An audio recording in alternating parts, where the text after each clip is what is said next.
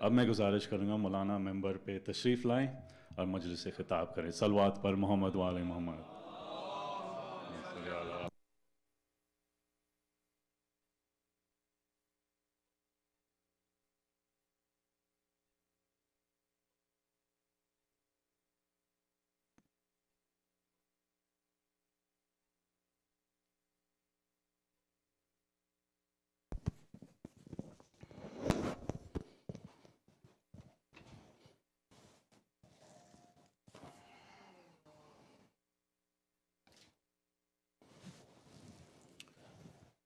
رحم الله من قرأ الفاتحة.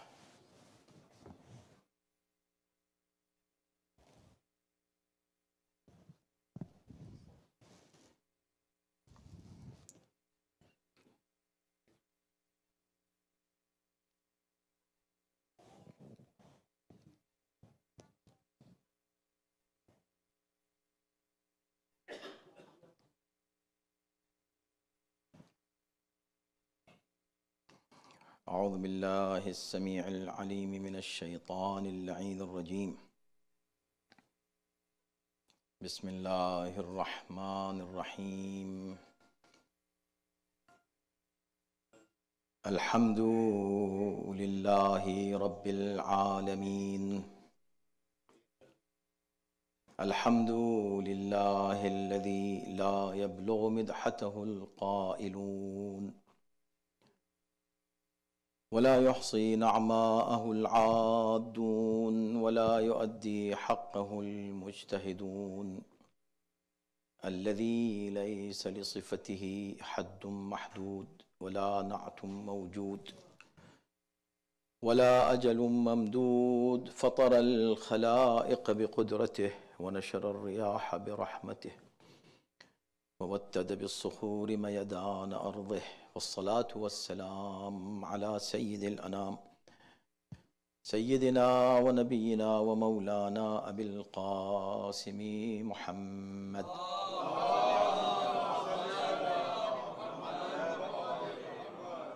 وآله الطيبين الطاهرين المعصومين المظلومين واللعنة الدائمة على أعدائهم أجمعين من الآن إلى يوم الدين. أما بعد فقد قال الله في كتابه الكريم بسم الله الرحمن الرحيم إن الله يأمر بالعدل والإحسان وإيتاء ذي القربى وينهى عن الفحشاء والمنكر والبغي يعظكم لعلكم تذكرون. صلوات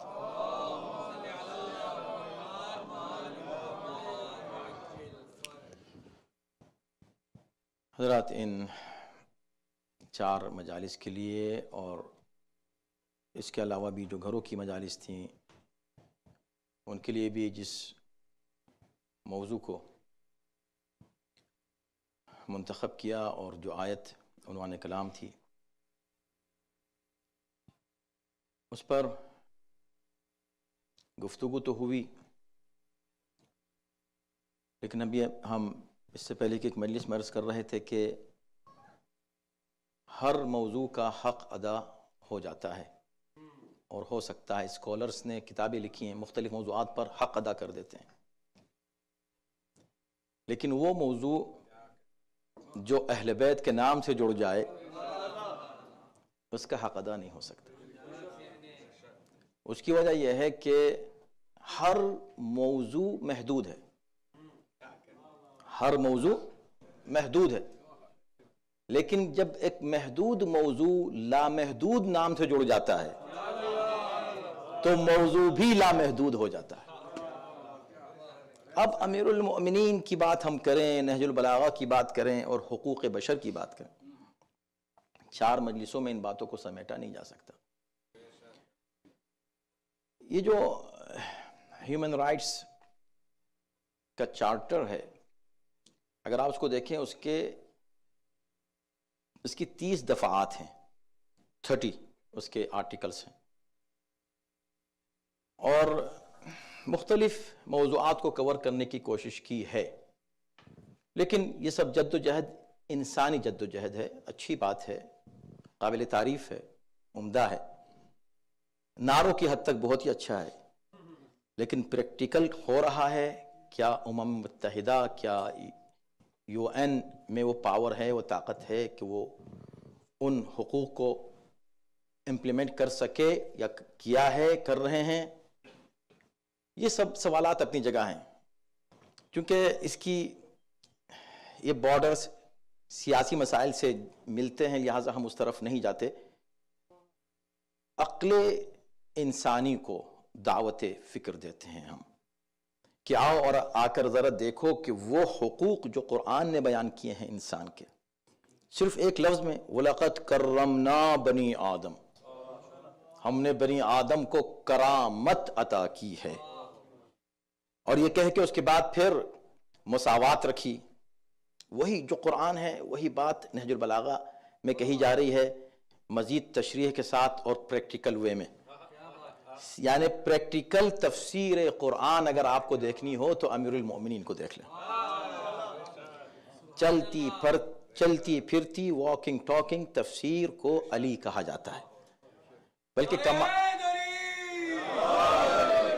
بلکہ ایک اور فرق کے ساتھ، قرآن بس قرآن ہے، قرآن متن ہے، خود قرآن تفسیر نہیں ہے، قرآن قرآن ہے، علی قرآن بھی ہے، تفسیر بھی ہے۔ علی کا وجود قرآن ہے، ان کا عمل تفسیر ہے۔ صلوات بھیجے محمد و آل محمد۔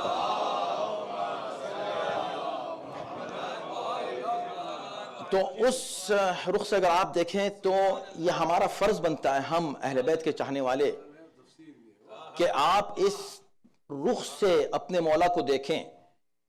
مولا کے فضائل بے پناہ ہیں، ہر رخ سے مولا کے فضائل ہیں، یعنی کہ وہ چیزیں جو فضائل کا کیا مطلب؟ معجزات، یعنی مظہر العجائب والغرائب امیر المؤمنین کی ذات گرامی ہے۔ ہر رخ سے، فرام ایوری اسپیکٹ، امیر المؤمنین کو آپ دیکھیں تو مظہر العجائب، یعنی کہ ونڈرز جیسے قرآن کے ونڈرز کبھی ختم نہیں ہوتے، ایسے امیر المؤمنین کے فضائل کے ونڈرز کبھی ختم نہیں ہوتے۔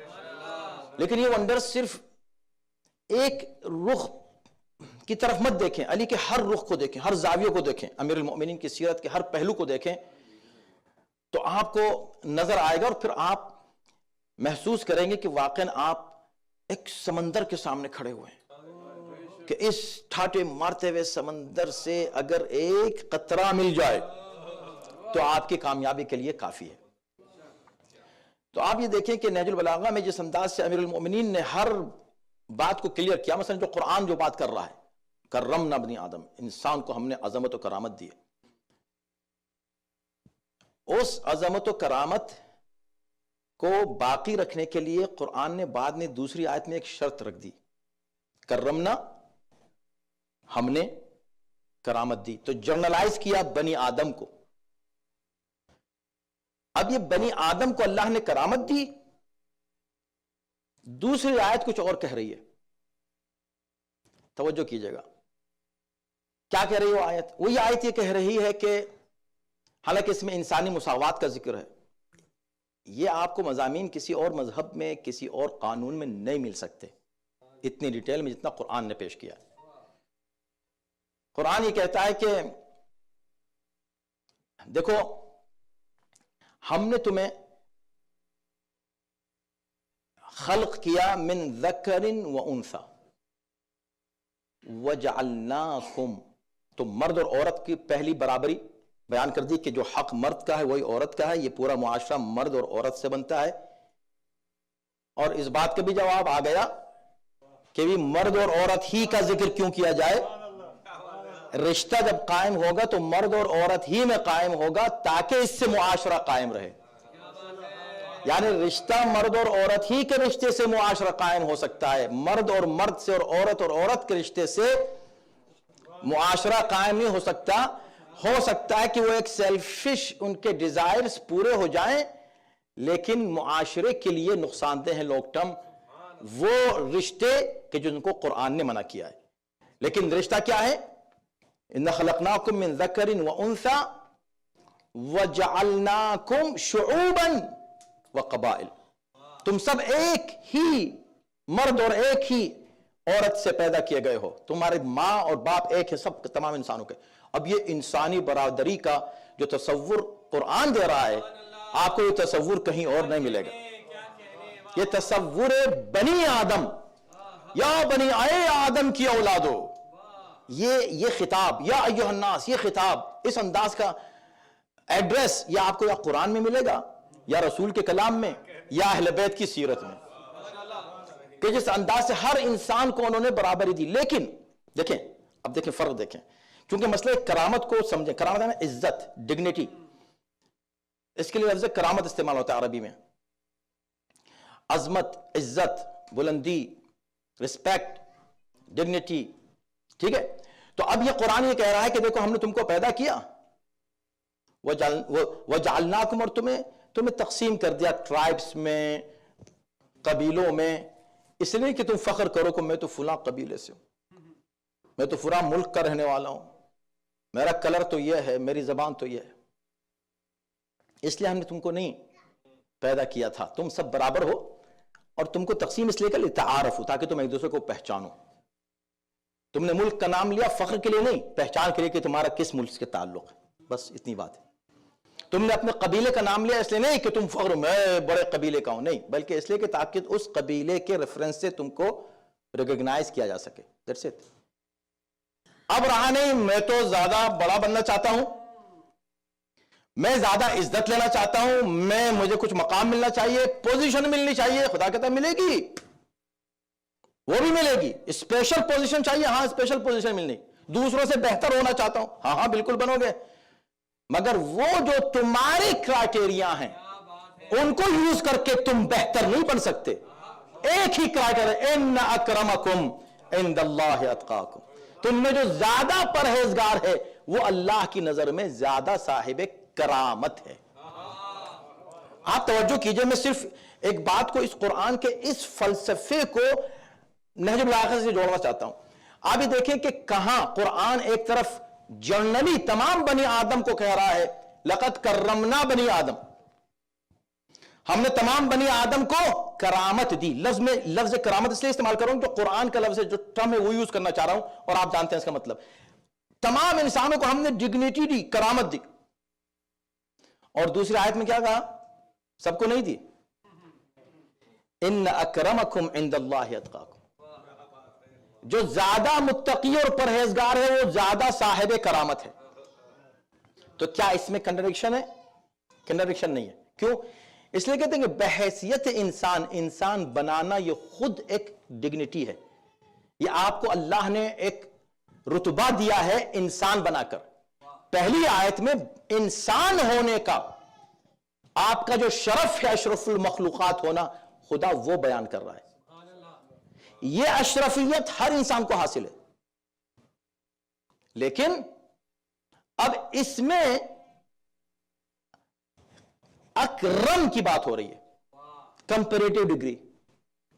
یہ جو سب جن کے پاس ڈگنیٹی ہے، ان میں سب سے زیادہ ڈگنیٹی کس کے پاس، سب سے زیادہ رسپیکٹ کا قابل کون ہے؟ وہ قرآن دوسری آیت میں بیان کر رہا ہے کہ جو زیادہ متقی ہے. اب یہ کچھ ایسا مسئلہ ہے کہ اس کو آسانی سے سمجھا نہیں جا سکے گا جب تک اس کو کوئی سمجھانے والا نہ ہو. تو امیر المومنین نے اس کو کلیئر کیا، اور کتنے حسین پیرامے میں کلیئر کیا. اور دیکھیں حقوق بشر کا مطلب یہ کہ بیلنس رکھنا. جب ہم حقوق کی بات کریں تو سب کا حق ہے، لیکن سب کا حق کس طرح ہے، کس کا کیا حق ہے. تو امیر المومنین نے کہا کہ سب سے پہلے تم کو جب ہم حقوق بشر کی بات کریں تو تم کو بشریت کے دائرے میں رہنا ہے، اس سے گر مت جانا. تو جو ہے نا بشریت کے یہ جو اسٹیٹس اللہ نے تم کو کرمنا بنی آدم والا دیا، اس سے گر مت جانا. تو کیا ایسا بھی ہو سکتا ہے گر سکتے ہیں؟ تو امیر المومنین نے فرمایا، ہاں وہ مشہور آپ کے کتنی بار آپ کا سنا ہوا ہے، فرمایا ہے کہ اللہ نے فرشتوں کو بھی خلق کیا ہے، انسان کو بھی اور جانور کو بھی. فرشتوں کو صرف عقل دی ہے، خواہشات نہیں دی ہیں. جانور کو صرف خواہشات دی ہیں، اس کے پاس عقل نہیں ہے. انسان کو دونوں دے دی ہیں. اب اگر عقل غالب آ جائے تو ملکوتی صفات غالب آ جاتے ہیں، تو انسان فرشتوں سے افضل ہو جاتا ہے. اور اگر جذبات عقل پر غالب آ جائیں تو انسان جو ہے وہ جانور سے بدتر ہو جاتا ہے. اچھا جیسا نہیں ہوتا بدتر ہوتا ہے, ادھر جیسا نہیں ہوتا بہتر ہوتا ہے, تو وہ بہتر اور بدتر کیوں ہے؟ اس کا ریزن کیا ہے؟ اس کا ریزن یہ کہ اگر اس کے پاس صرف انسان کے پاس صرف عقل ہوتی اور فرشتے سے بہتر عقل کو استعمال کرتا تو فرشتے جیسا ہو جاتا. لیکن یہاں اس کے پاس ایک دوسری چیز ہے اس کے مقابلے پر جو عقل کو روک رہی ہے. فرشتوں کے پاس وہ چیز نہیں ہے جو عقل کو دبا دے, صرف عقل ہے. اگر وہ نماز پڑھ رہے ہیں تو بس نماز پڑھ رہے ہیں, اگر وہ اللہ کی اطاعت کر رہے ہیں تو بس اطاعت کر رہے ہیں. کوئی ایسی شے نہیں ہے جو ان کو اطاعت الہی سے روک دے. یعنی یہ کہا جا سکتا ہے کہ یہ وہ گاڑی ہے جو صرف جس میں ایکسیلیٹر ہے, بریک نہیں ہے. بریک ہے ایکسیلیٹر نہیں ہے. اب ایک گاڑی ہے جس میں بریک ہے ایکسیلیٹر نہیں ہے, ایکسیلیٹر ہے بریک نہیں ہے. خواہشات اور جذبات یہ ایکسیلیٹرز ہیں, عقل بریک ہے. فرشتوں کے پاس صرف بریک ہے. اب گاڑی جب چلے گی ہی نہیں تو جہاں ٹھہری بھی آپ نے ٹھہرا دی وہیں رکی رہے گی.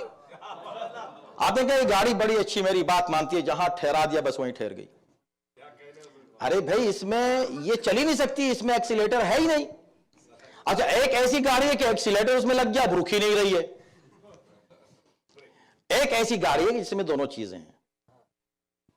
تو امیر المومنین نے فرمایا کہ دیکھو چونکہ تمہارے پاس عقل ہے, عقل کے ساتھ عقل کو روکنے کے لیے یا عقل کے مقابلے کے لیے ایک چیز ہے جس کو جذبات کہتے ہیں, خواہشات کہتے ہیں.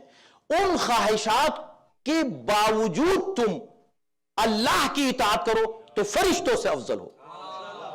اسی لیے فرشتوں کے لیے قرآن نے کہا کہ بھئی فرشتوں کو اللہ نے پیدا کیا جس حالت میں اس حالت میں, جو رکوع میں بس رکوع میں ہے, جو سجدے میں وہ سجدے میں ہے, جو قیام میں ہو بس قیام میں ہے. ملینز ایئرز سے, بلینز سال سے جو قیام میں ہے بس وہ قیام کی حالت میں, وہ رکوع نہیں کر رہا ہے. جو رکوع میں اس کو سجدے کا موقع نہیں مل رہا ہے, جو سجدے میں وہ تشہد میں نہیں ہے, جو سبحان اللہ کہہ رہا ہے وہ الحمدللہ نہیں کہہ رہا ہے. تو ہر فرشتہ کسی نہ کسی ایک عبادت میں مصروف. اتنے فرشتے ہزاروں سال سے, تو یہ جتنے فرشتے الگ الگ عبادت کر رہے ہیں, اللہ نے ان سب کی عبادتوں کو انسان کی ایک رکعت میں جمع کر دیا ہے. ایک انسان ایک ہی وقت میں وہ قیام بھی کر رہا ہے, اس نے وہ رکوع بھی کر لیا, اس نے سجدہ بھی کر لیا, تشہد بھی کیا, سبحان اللہ بھی کہا, الحمدللہ بھی کہا. یعنی سارے فرشتے جو چیزیں الگ الگ کر رہے ہیں انسان نے ایک ہی وقت میں ایک رکوع میں اس کو انجام دے دیا, ایک رکعت میں انجام دے دیا. ٹھیک, تو انسان افضل ہوا کہ نہیں؟ دوسری طرف اب بدتر ہو سکتا ہے کس سے؟ جانور سے. بھئی جانور نے اگر جا کر کسی اور کے باغ میں منہ ڈال دیا اور کھا لیا تو جانور ہے, اس کو کیا پتا کہ اس کا مالک کون ہے, اس کو تو کھانے سے مطلب ہے. اب اگر انسان جائے اور باغ پر قبضہ کر لے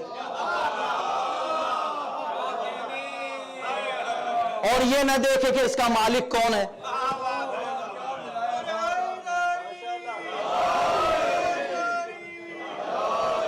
ہو جائے.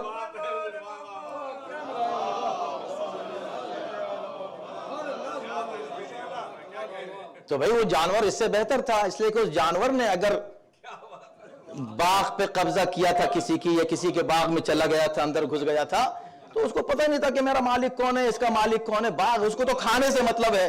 اگر انسان کو بھی صرف کھانے سے مطلب ہو, مالک سے مطلب نہ ہو, تو وہ جانور سے بدتر ہو جائے گا کہ نہیں ہو جائے گا؟ صلوات بھیجو محمد و آل محمد پر.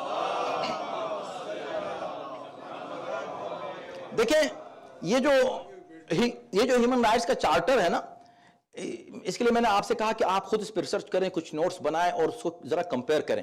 یوتھ کو بھی یہ ایک ہوم ورک دیا جائے تاکہ وہ تھوڑا سا ان کو معلوم ہو کہ اسلامی نقطہ نظر ہیومن رائٹس کے بارے میں کیا ہے, اور دنیا نے جو جمع کیا ہے اگرچہ اس میں سے اکثر چیزیں اسلام ہی سے لی ہیں. اچھی بات ہے, میں نے بار بار کہہ رہا ہوں کہ اچھی بات ہے, وہ کوئی بری بات اس کے اندر نہیں ہے, سب اچھی چیزیں, لیکن مکمل نہیں ہے. ہے نہیں, مکمل کہاں آپ کو ملے گا؟ قرآن میں، نہج البلاغہ میں، صحیفہ سجادیہ میں، اہل بیت کے کلام میں، اہل بیت کی سیرت میں آپ کو مکمل چیزیں ملیں گی۔ تو اب جو تو اس میں ایک چیز ہے، حق تعلیم، حق تعلیم ہے۔ یہ جو حق تعلیم کا مطلب ہے ہر شخص کو یہ حق حاصل ہے کہ وہ تعلیم حاصل کرے، علم حاصل کرے، اور کسی کو روکا نہیں جائے گا علم حاصل کرنے سے، بلکہ بیسک جو تعلیم ہے فری سب کو پوری دنیا میں دی جائے گی۔ یہ چارٹر میں ہے۔ اب آپ اس کو، یہ تو ہے چارٹر میں تو ہے، آج اس وقت دیکھ لیجئے دنیا میں کیا واقعاً پوری دنیا میں لٹریسی ہے؟ اس کے لیے بڑی طاقتیں کیا کر رہی ہیں، بڑے ملک کیا کر رہے ہیں، جن کے پاس پیسہ ہے کیا کر رہے ہیں؟ کیا سب جگہ علم پہنچا دیا گیا ہے؟ کیا علم کے جو مواقع ہیں، دیکھیں لکھ تو دیا قانون میں کہ سب کو برابر کا موقع ملے گا علم حاصل کرنے کا، آپ دیکھ لیجئے کیا واقعی برابر کا موقع مل رہا ہے؟ کیا آج یہ تعلیمی ادارے بزنس نہیں بن گئے؟ یعنی میں کن کن باتوں پر بات کروں، اگر 10 اشرے بھی ہوں اور ہم کمپیر کریں اسلامک نقطہ نظر کو اس عام نقطہ نظر سے، تب بھی ناکافی ہے وہ وقت۔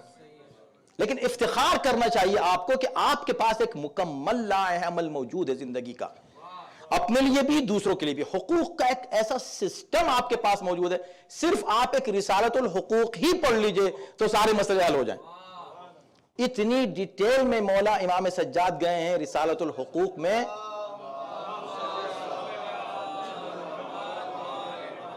50 حق امیزنگ مولا نے بیان کیے ہیں۔ تو اب تعلیم کے حق کی بات ہو رہی تھی، اب دیکھ لیجئے کہ اہل بیت نے کس انداز سے اس کو پریکٹیکل وے میں پیش کیا، کہا علم کا حق سب کو ہے حاصل کرنے کا، اور ہم تمہیں علم دینے کے لیے ہر وقت آمادہ اور تیار ہیں۔ ہر وقت امیر المؤمنین، یہ جو 25 سال گزرے ہیں نا، لوگ سوچتے ہیں کہ امیر المؤمنین کے 25 سال کہاں گئے؟ یہ علم دینے میں آئے۔ یہ جو آج دنیا میں علم ہے، یہ امیر المؤمنین کے دیے ہوئے علوم کا ایک ذرہ ہے، ایک قطرہ ہے، امیر المؤمنین سے ملا ہے۔ اعتراف کرتے ہیں نہیں کرتے وہ تمہاری بات ہے، لیکن سارے علوم جا کے رکتے وہیں پر ہیں، سوتا ان کا سرچشمہ امیر المؤمنین کی ذات گرامی ہے۔ تو علم کو پھیلایا، علم دیا۔ یہ جو ظاہر ہے کہ بڑی بڑی باتیں ہو رہی ہیں اور جلدی جلدی جو ہے گزرنا ہے، آج ختم کرنا ہے وقت کے اوپر۔ بات یہ ہے کہ ہو سکتا ہے کہ کوئی یہ کہ تو بڑی بڑی باتیں آپ کر رہے ہیں، دعوے کر رہے ہیں، ثبوت۔ بھئی میں اس مختصر وقت میں آپ کے سامنے ہیڈ لائنز دے رہا ہوں۔ ثبوت کی بات یہ ہے کہ جتنے علوم ہیں مسلمانوں کے پاس، ان علوم کی، سارے علوم جتنے بھی اس وقت مسلمانوں کے پاس علوم ہیں، سائنسز ہیں، ان کی نالج ہے، بکس ہیں، ان کی سورس کیا ہے؟ تفسیر ہے، تفسیر کی کتابیں ہیں، کیونکہ قرآن ہے اور قرآن کے لیے تفسیر ہے، تفسیر ہی سے ملی ہوئی حدیث ہے، تو سورس اوریجنلی تفسیر ہے۔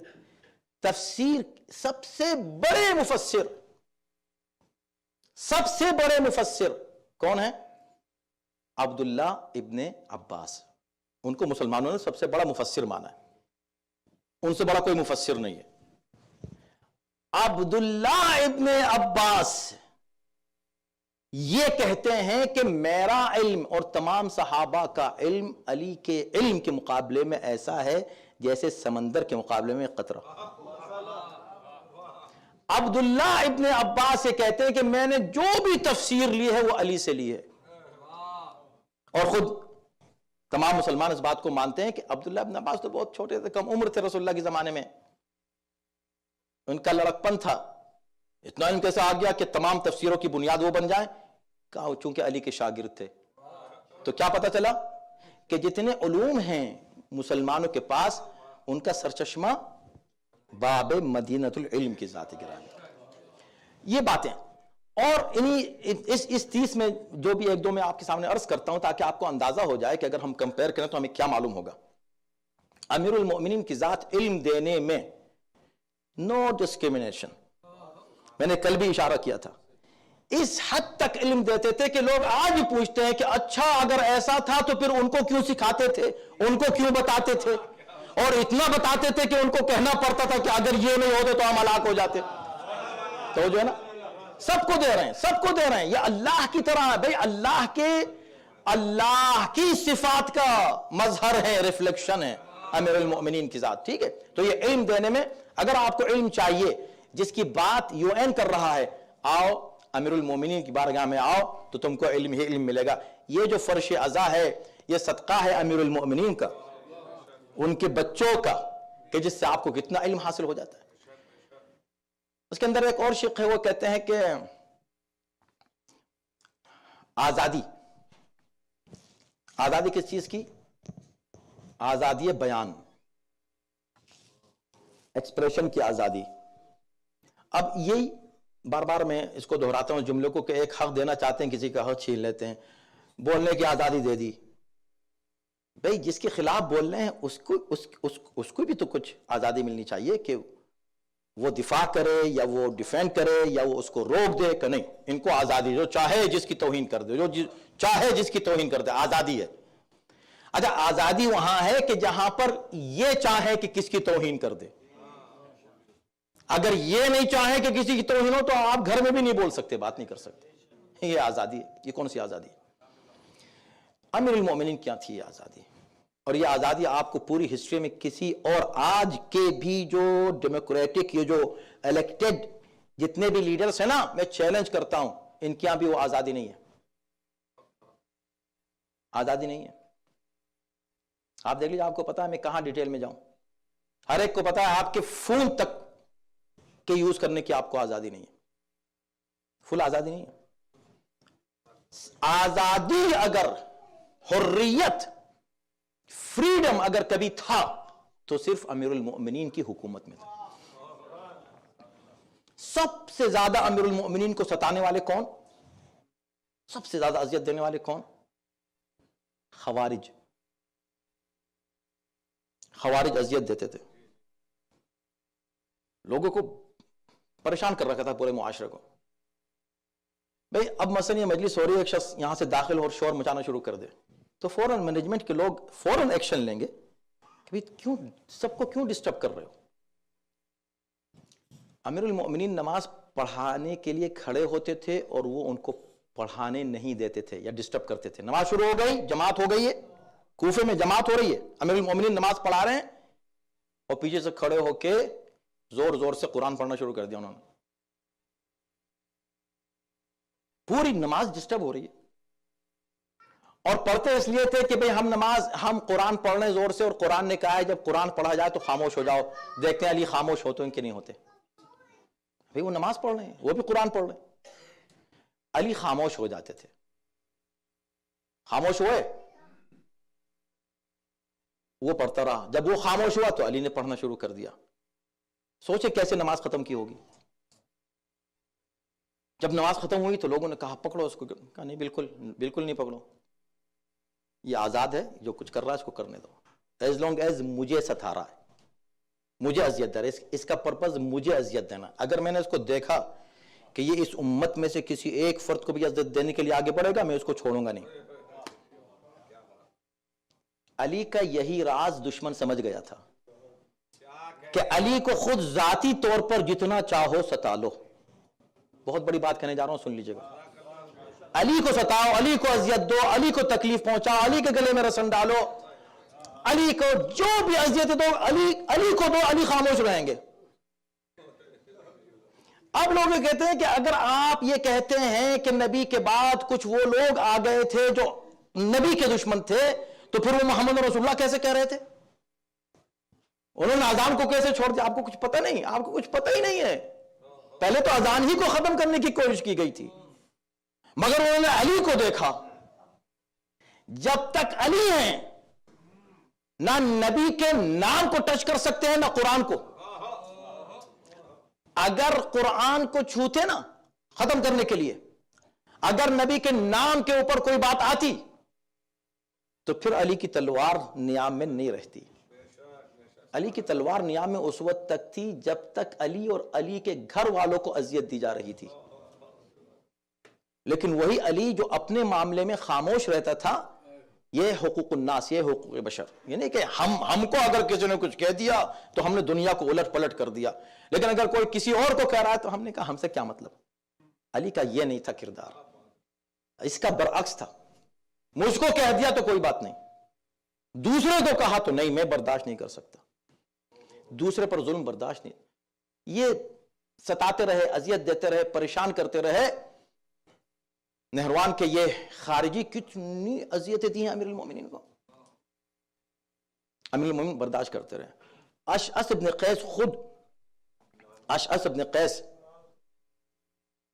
تو آپ نے اس کا نام سنا ہے, امیر المومنین کے بہت ہی اہم کمانڈرز میں سے ایک. اذیت دیا جا رہا ہے امیر المومنین کو, اذیت دیا جا رہا ہے, اذیت دیا جا رہا ہے. امیر نے کہا کوئی بات نہیں, میں اس کو نہیں چھوڑوں, اس لیے کہ مجھے اذیت دے رہا ہے. بیت المال پر کوئی حرف آتا ہے, عوام پر آتا ہے, پبلک پہ آتا ہے, امیر المومنین وہاں سخت ہو جاتے ہیں. یہ ہے حقوق بشر. جب دوسروں کا مسئلہ ہے امیر المومنین سے زیادہ کوئی سخت نہیں ہے, اپنا مسئلہ ہے تو امیر المومنین زیادہ کوئی نرم نہیں ہے. یہ پوری ہسٹری ہے. اس کے بعد پھر امیر المومنین نے مارا ہے ان سب کو, خوارج کو, تو صرف ایک مسئلے پر مارا ہے, جب انہوں نے ایک عورت کو, ایک خاتون کو, ایک بے گناہ کو, ایک حاملہ عورت کو قتل کر دیا. امیر المومنین نے کہا اس کو کس نے قتل کیا ہے؟ کہا ان خوارج نے کیا ہے. میں نے کہا اس کا قاتل کو لاؤ میرے پاس, اب میں نہیں چھوڑوں گا. تم مجھے اذیت دیتے رہے تو اور میں چھوڑتا رہا, تم سمجھتے ہو کہ میں نرم ہوں. تعریف کرتے تھے کس کی؟ حاکم شام کی. وہاں کوئی ہمت نہیں کرتا.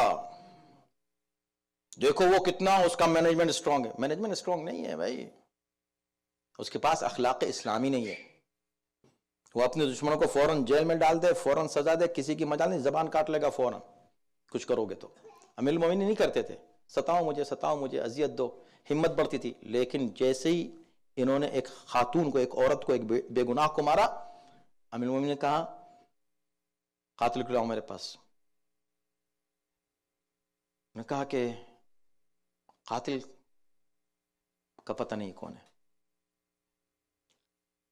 لے کر آؤ کون ہے, ورنہ میں پتہ کلاؤں جو ہے. پتہ چل گیا کون ہے قاتل. تو لوگوں نے کہا کہ اس کو بچانے کے لیے نہیں, اصل میں یہ اکیلا قاتل نہیں, ہم بھی ہیں اس میں, تیسرا ہے ہم بھی ہیں, چوتھا آیا ہم بھی ہیں. 1000 لوگوں نے کہا کہ ہم اس کے قاتل ہیں, تاکہ اب علی کس سے انتقام لیں گے.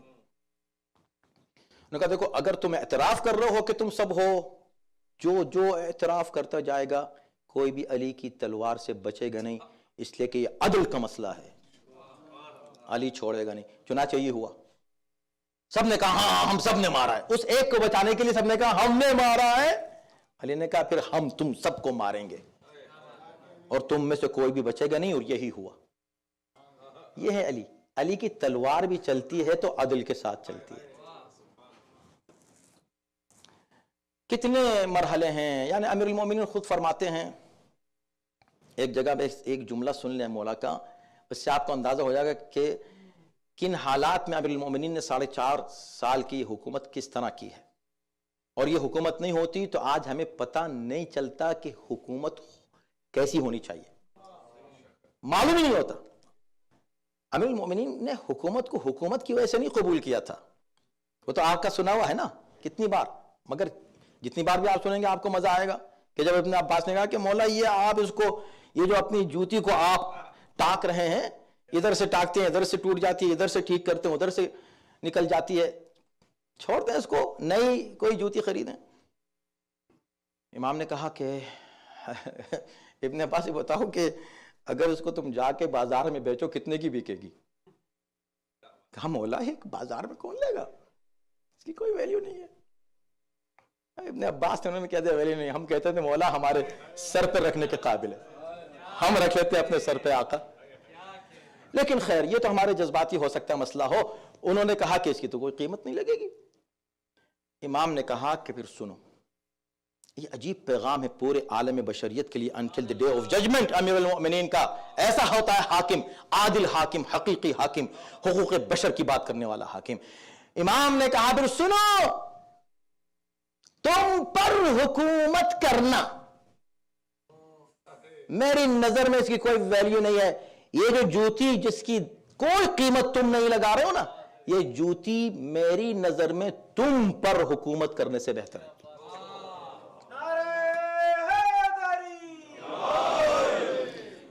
تم پر حکومت کرنے سے بہتر ہے. اب یہ کہہ کہ اگر رک جاتے تو ہر حکومت قابل مذمت ہو جاتی. امیر المومنین نے کہا الا ان اقیم به حقا او ادفع به باطلا، الا یہ کہ میں اس حکومت کے ذریعے سے حق کو قائم کروں، باطل کو دفع کروں. اگر یہ کر رہا ہوں تو اس حکومت کی ویلیو ہے. ورنہ تم جو سوچ رہے ہو نا جس حکومت کو، میری نظر میں اس کو کوئی ویلیو نہیں ہے. جو امام حسن کو کہتے ہیں حسن نے کیسی دے دی حکومت، ارے ٹوٹی پھوٹی جوتی اٹھا کے اس کی طرف پھینک دی. بہت بڑا جملہ کہہ دیا میں نے، بس کہہ دیا.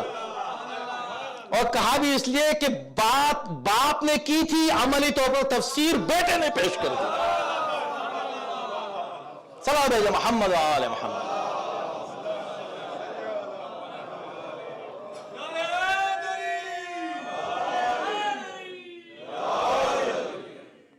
اذان محترم، کتنی باتیں ہیں. تو یہ ہے امیر المومنین کسی قیمت پر. اب آپ آئیے دیکھیں وہ جو جملہ فرماتے ہیں مولا، عجیب جملہ ہے. کہتے ہیں کہ اصبحت الامم تخاف ظلم رعاتها واصبحت اخاف ظلم رعیتی. یہ جو امتیں ہیں، یہ جو نیشنز ہیں، یہ سب اپنے حاکموں کے ظلم سے ڈرتی ہیں. جتنے نیشنز ہیں نا ان کو ڈر ہے ہمارا حاکم، اپنے حاکم سے ڈرتے ہیں. سارے نیشنز رولرز سے ڈرتے ہیں. وَأَصْبَحْتُ أَخَافُ ظُلْمَ رَعِيَّتِي، میں واحد وہ حاکم ہوں جو اپنی رعایا کے ظلم سے ڈرتا ہوں.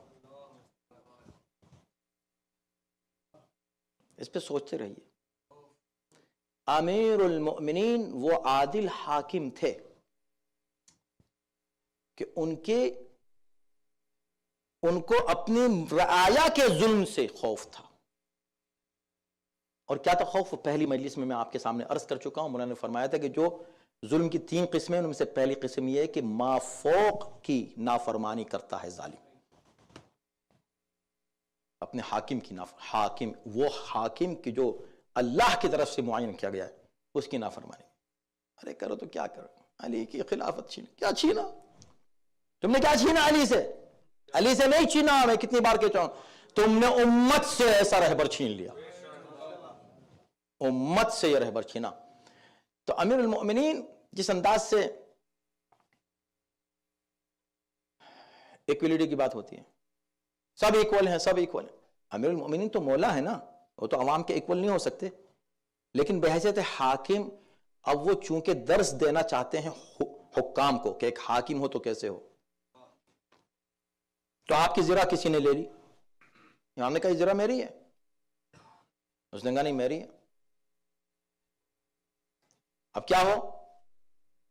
امام حاکم ہیں، خلیفہ ہیں، خلیفہ وقت ہیں، اس وقت کی بات ہو رہی ہے. اتنی ہمت دیکھیں، اتنا عوام کے ساتھ رہتے تھے، پبلک کے ساتھ، لوگوں کے ساتھ. کہا چلو جج کے پاس چلتے ہیں، کورٹ چلتے ہیں. امیر المومنین کورٹ میں آ رہے ہیں، اپنے ہی معین کردہ قاضی کے کورٹ میں امیر المومنین چلے آ رہے ہیں اس کے ساتھ. آ جاؤ. ہم اپنی بات کو پہنچا نہیں پا رہے ہیں دنیا کے سامنے، ہم بتا نہیں پا رہے ہیں کہ ہم کس کو مانیں، امیر المومنین ہے کون. آ گئے. توجہ کیجئے گا، باریکی دیکھیں آپ. یہ ایکویٹی جو ہے نا، یا ایکویلٹی جو ہے، سوشل جسٹس، اس کو دیکھیں آپ. امیر المومنین جب آئے اور وہ بھی آیا تو قاضی پریشان ہو گیا، کھڑا ہو گیا تھا تعظیم کے لیے. پریشان ہو گیا کہ امیر المومنین یہاں کہاں، اور ایک عام آدمی کے ساتھ یہاں کہاں آ گئے. تو امام نے اشارہ کیا، گھبراؤ نہیں، بیٹھو، یہ ایک مسئلہ آ گیا ہے، یہ کہہ رہا ہے میری ہے، میں کہہ رہا ہوں میری ہے. اب ظاہر سی بات ہے کہ وہ تو فوراً کہہ دیتا کہ نہیں آپ کی ہے بس. نہیں، فیصلہ کرو تاکہ یہ مثال بنے دوسروں کے لیے. تو اس نے کہا ہاں چلیں، آپ اپنا ثبوت دیں. تو اس سے پوچھا ثبوت، اس نے جو بھی کہا کہ یہ میری ہے اس لیے کہ یہ ہے. اب جب امیر المومنین سے کہا کہ آپ ثبوت دیں تو کہا یا امیر المومنین آپ بتائیے. کہا سنو. یا ابو الحسن آپ بتائیے. کہا سنو، تم نے اس کو اس کی کنیت سے پکارا تھا؟ कुनियत से पुकारा था, उसको तुमने नाम से पुकारा, मुझको तुम कुनियत से पुकार रहे हो। तुमने यहीं पर अदल से हट गए तो फैसला क्या करोगे? ईमानदारी से बताएं, कौन करेगा ये? कौन हाकिम ये काम करेगा? जब उस शख्स ने ये देखा कि ये हाकिम वक्त इतना भी बर्दाश्त नहीं कर रहा है कि इतना भी डिस्क्रिमिनेशन हो कि इसको अबुल हसन कह के पुकारें और उसको उसके नाम से पुकारें, उसने कहा सरकार ये आप ही की है, और न सिर्फ ये आपके, मैं भी आपका हूं आज से, और मेरी पूरी फैमिली आपकी है। ऐसा अदल मैंने न देखा, न सुना, न सोचा ऐसा अदल हो सकता है। यह अमीरुल मोमिनीन, कितने वाकयात हैं, कितने किस्से हैं, पूरी जिंदगी यही है बस अमीरुल मोमिनीन की। हर जगह, हर मौके पर किस अंदाज से अमीरुल मोमिनीन हुकूक बशर को प्रैक्टिकली वाज़ेह किया, साबित किया। इसलिए यूएन का जो 2002 में एक रिकमेंडेशन यूनाइटेड नेशन ने दी थी अरब मुल्कों को, तो उसका नाम ही है, अगर आप जाएं और सर्च करें, अरब डेवलपमेंट रिपोर्ट 2002, तो आपको मिल जाएगी ये रिपोर्ट यूएन की। उन्होंने उनको रिकमेंड किया कि तुम्हारी तरक्की और प्रोग्रेस के लिए ये रिकमेंडेशंस हैं, और जो रिकमेंडेशन वो पूरी फुल है, आधे से ज्यादा अमीरुल मोमिनीन अली इब्न अबी तालिब के अक़वाल हैं उसके अंदर। यानी यूएन उनसे ये कहना चाहता रहा मुल्कों से कि तुम इतने पीछे क्यों हो जबकि तुम्हारे पास अली जैसी शख्सियत मौजूद है। यूएन वालों को पता ही नहीं कि अली को उन्होंने आज नहीं छोड़ा है, शुरू ही से छोड़ दिया था। इनकी बदनसीबी वहां से शुरू हो गई थी जब से अली को छोड़ा था। बस अज़ान मोहतरम, मैं बहुत ज्यादा कितना आपकी खिदमत में अर्ज किया जाऊं। मैंने कुछ आपको सिर्फ इशारे दिए हैं, मैंने सिर्फ आपको कुछ हेडलाइंस दी हैं। अमीरुल मोमिनीन, इतनी अजमत है मेरे मौला की, इतना मकाम है मेरे आका का, लेकिन आप सोचें कि एक शख्स जो इतना आदिल हो, इतना नाइस हो, इस हद तक काइंड हो लोगों के साथ, इतने प्यार से, मोहब्बत से अपनी रियायत से पेश आता हो, आवाम से पेश आता हो, उसकी अजमत कितनी है। एक शख्स को किसी ने देखा, देखें, हालांकि ये लास्ट ईयर हमने अदल पर बात की थी, लेकिन ये चूंकि मुतदाखिल हैं, दोनों इंटर रिलेटेड हैं ये मौज़ूआत दोनों। तो एक शख्स को किसी ने देखा किसी और इलाके में, कूफे से निकल के, तुम यहां क्या कर रहे हो? कि मैं कूफे से भाग के यहां आया हूं, अली की हुकूमत थी वहां। अली से, अली की हुकूमत से भाग क्या हो? हाँ, अली की हुकूमत से। तो अली से तुमको डर लगता है? अली से डर के यहां आ गए? क्या अली से डर के नहीं आया, अली के अदल से डर के यहां आया, अली के डर से यहां, अली के अदल के डर से यहां। हम भी आज बहुत अली अली करते हैं ना। अगर हम एक लफ्ज किसी के लिए हमने कह दिया तो उसके हम मसूल हैं, और अमीरुल मोमिनीन फौरन उसको पकड़ेंगे।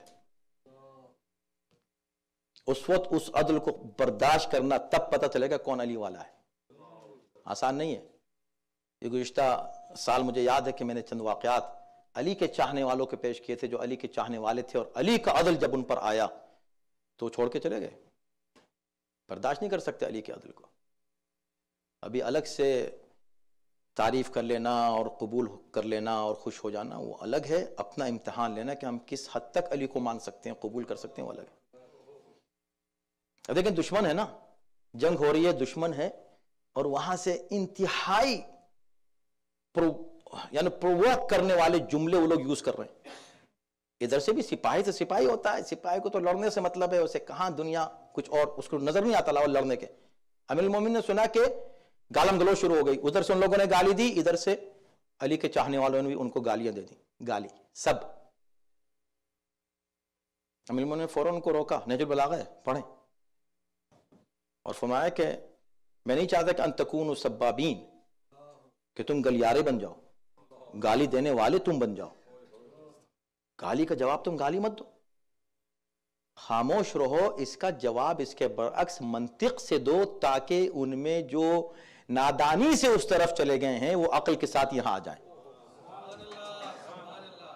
یہ امیر المؤمنین ہے میرے بھائی، وہ امیر المؤمنین جو صفین میں معاویہ کے لوگوں کو گالی دینا برداشت نہ کریں.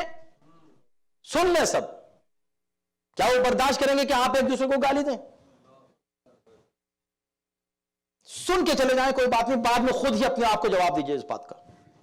کیا وہ اس بات کو برداشت کریں گے کہ آپ گھر میں ایک دوسرے کو گالی دیں، ایسے الفاظ استعمال کریں جو نامناسب ہیں، ناشائستہ ہیں؟ امیر المومنین برداشت کر لیں گے کہ کوئی بات نہیں، میرا چاہنے والا ہے، کرنے دو. چلو میری چاہنے والی ہے، اس نے اپنے شوہر کو ایسی بات کہہ دی، از اوکے. چلو یہ میرا چاہنے والا ہے، اس نے اپنی بیوی کو ایسی بات کہہ دی، از فائن. امیر المومنین کہتے ہیں فائن؟ نیور.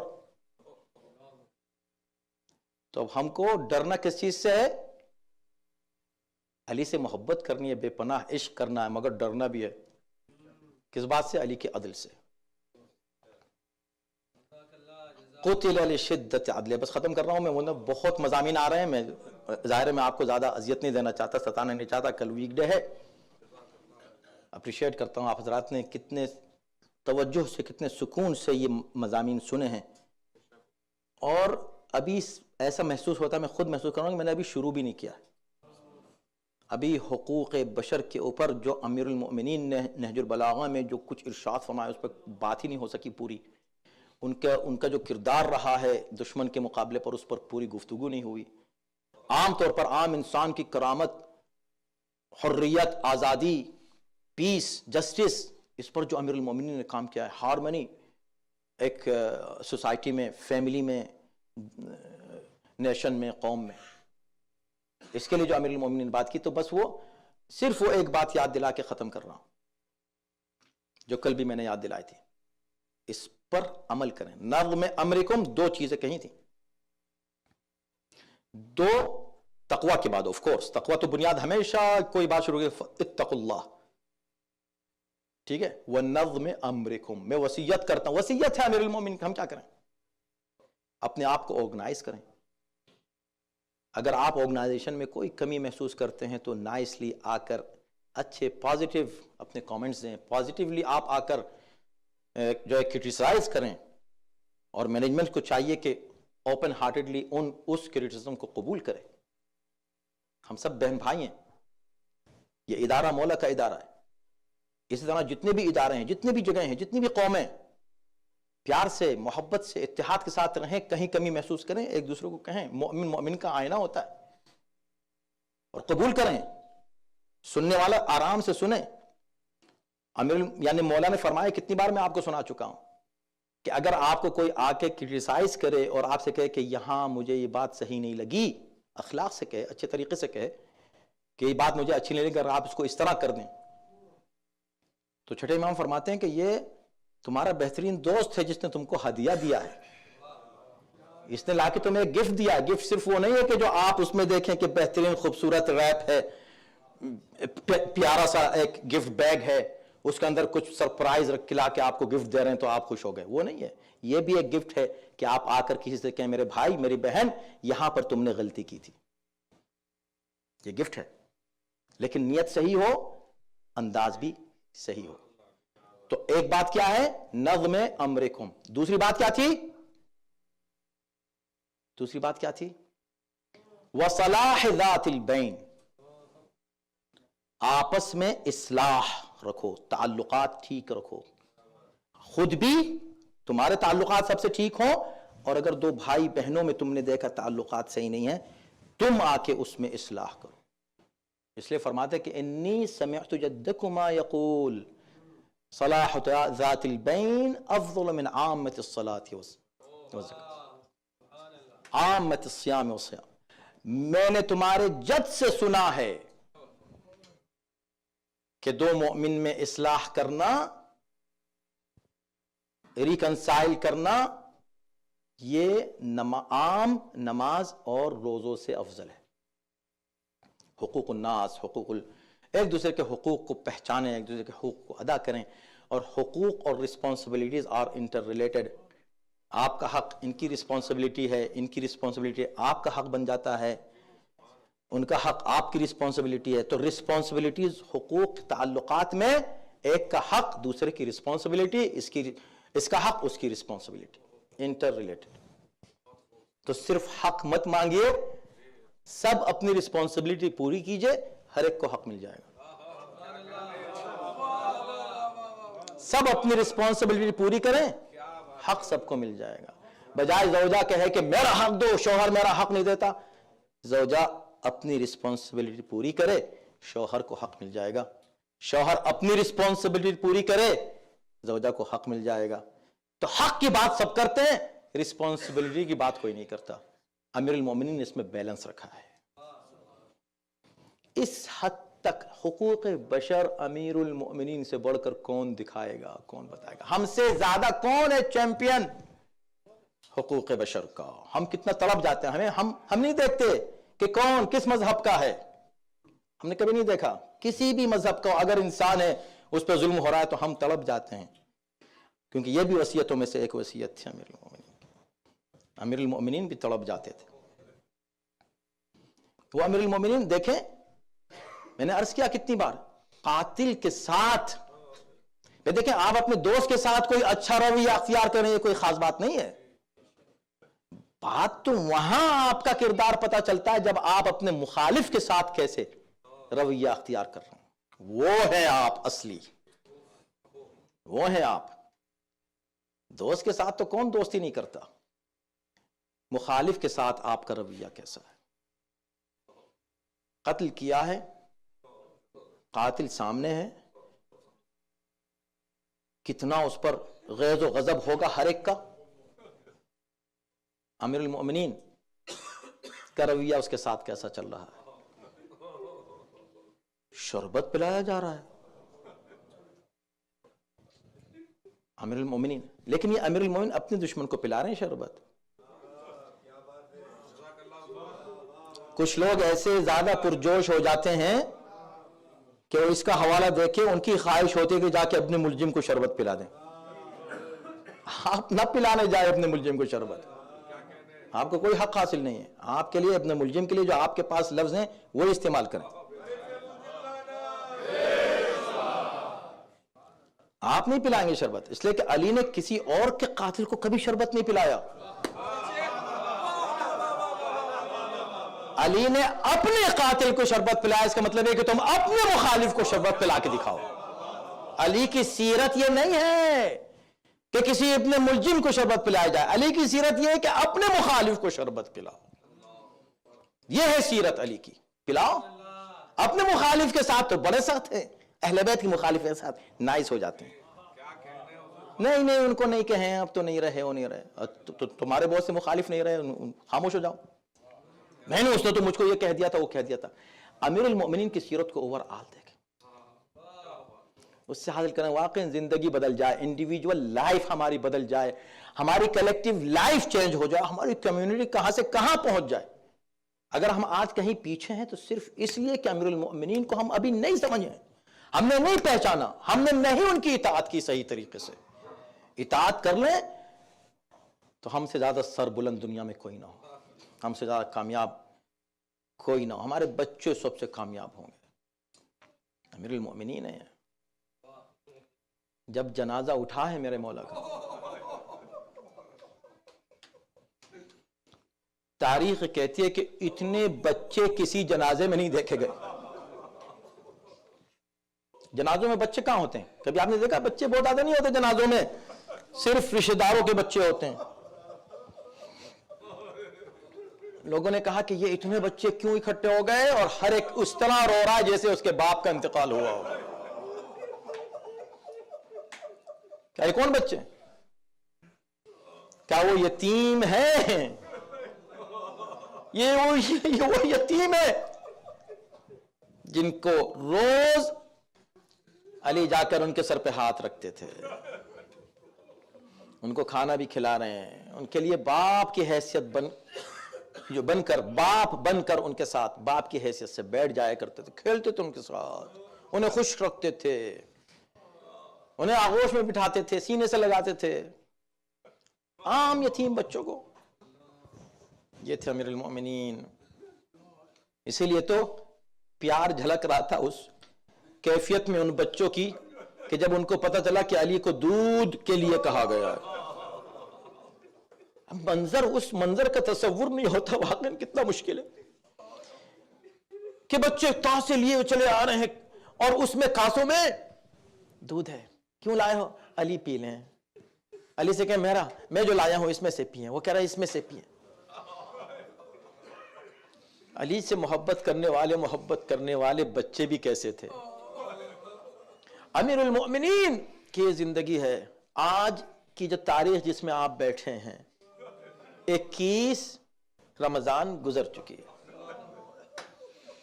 آج کی جو صبح گزری تھی امیر المؤمنین کا جنازہ گھر سے نکل چکا ہے. حسن و حسین امیر المؤمنین کو لے کر نجف پہنچ چکے ہیں.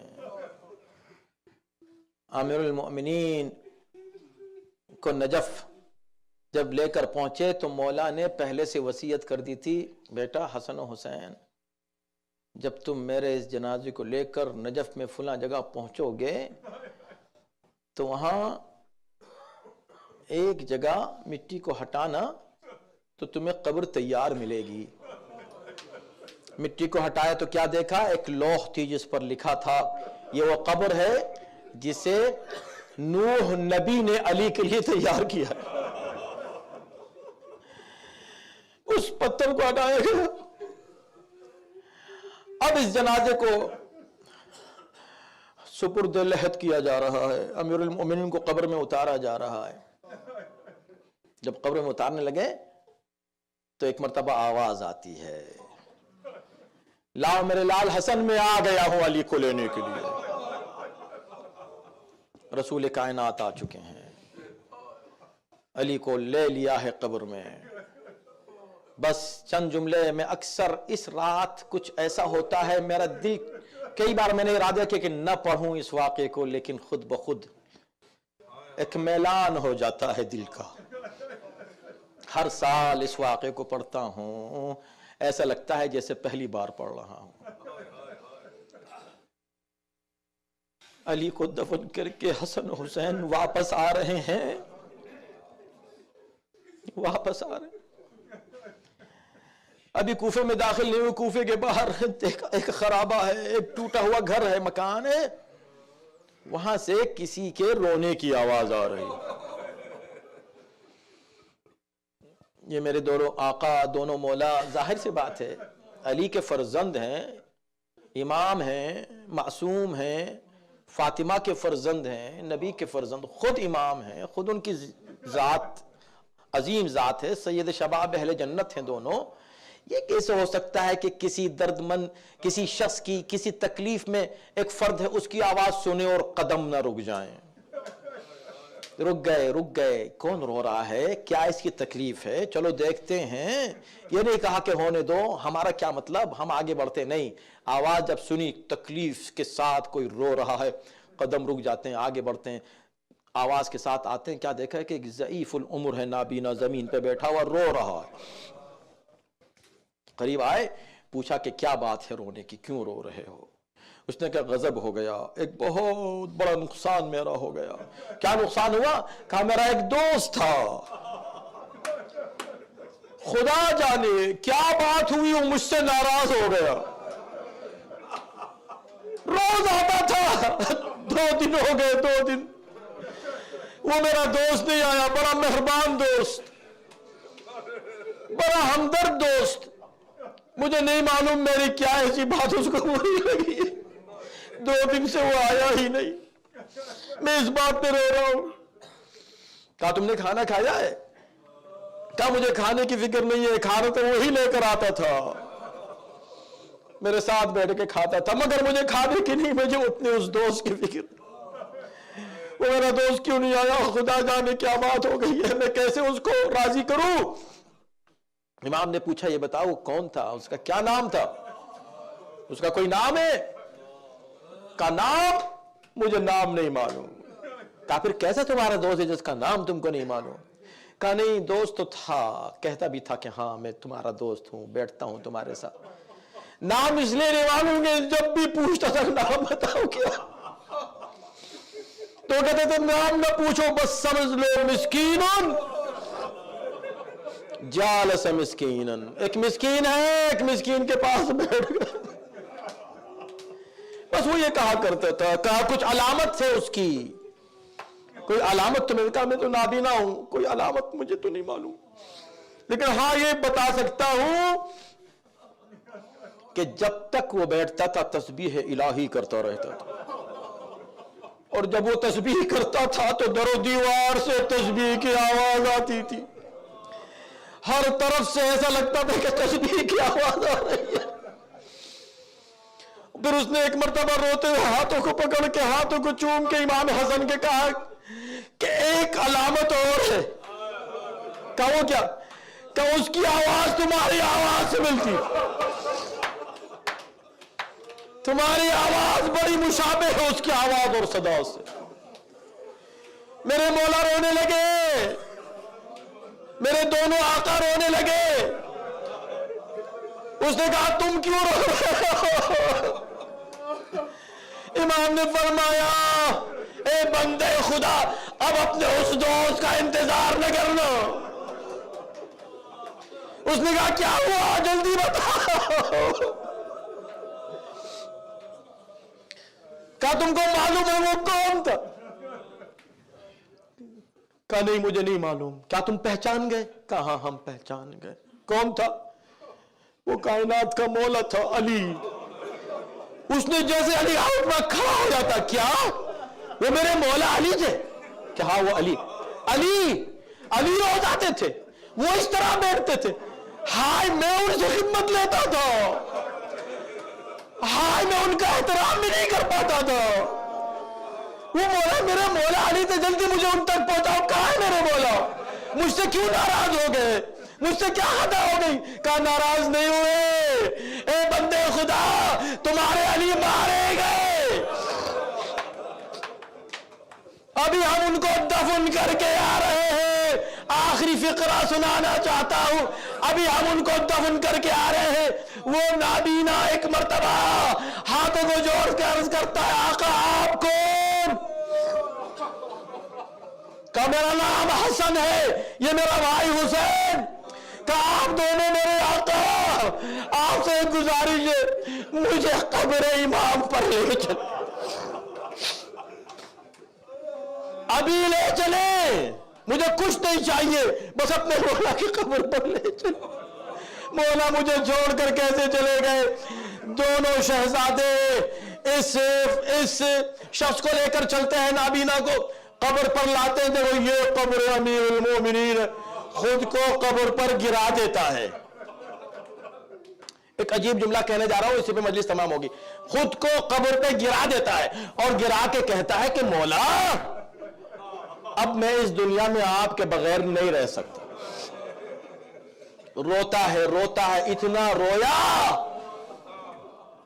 رویا کہ یہیں پر جان آفرین کے حوالے کر دی، انتقال ہو گیا. دونوں شہزادوں نے کتنا خوش نصیب تھا، کتنا خوش نصیب تھا. امیر المؤمنین کے جوار میں اس کو قبر مل گئی، دفن کر کے واپس آ گئے. واقعہ تمام ہوا.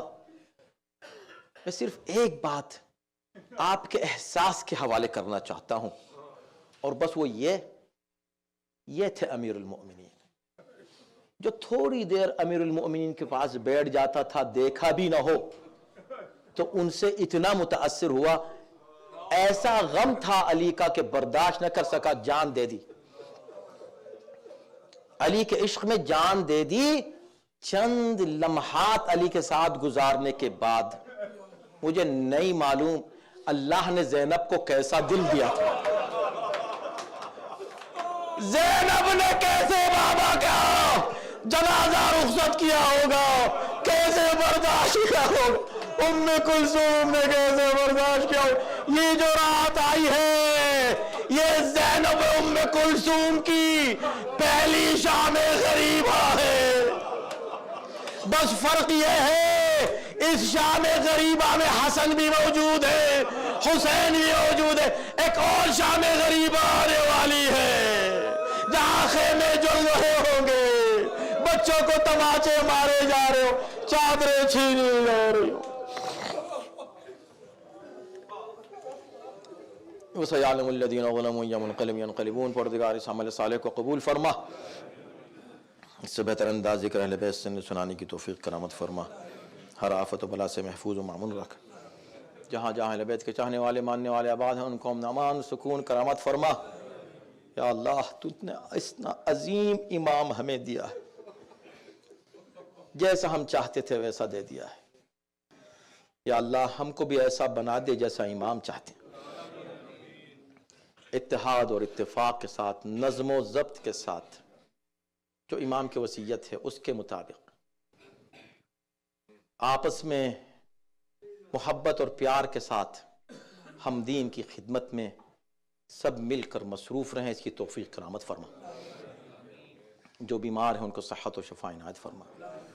کئی حضرات نے اپنے نام دیے ہیں دعا کے لیے, اس وقت موقع شاید نہیں ہے میرے پاس, لیکن جنرلی ان کی نیت کر کے میں کہہ رہا ہوں, اگر آپ کے پاس کچھ نام ہے تو آپ ان کی نیت کر لیجئے. پروردگار ان سب کو صحت و شفا عنایت فرما. کچھ لوگ دوسرے مسائل میں پریشان ہیں, پروردگار ان سب کی امیر المؤمنین مشکل کشا کے صدقے میں سب کی پریشانی کو دور کر. خداوندہ تجھے اہل بیت طاہرین کا واسطہ تینوں دنیا میں, اس دنیا میں اور آخرت میں ہمیں ہمیشہ اہل بیت کے دامن سے وابستہ رکھنا. امیر المؤمنین کے غلاموں میں ہمارا شمار ہو جائے. امیر المؤمنین کی نظر کرم ہم پر رہے. اس ادارے پر, اس ادارے کی خدمت کرنے والوں پر, والنٹیئرز پر, نوجوانوں پر, ہماری نئی نسل پر میرے مولا کا نظر کرم ہوتا رہے. امام زمانہ کے ظہور میں تعجیل فرما, ان کے آن و انصار میں داخل شامل فرما. ربنا تقبل منا انک انت السمیع. ماتم حسین.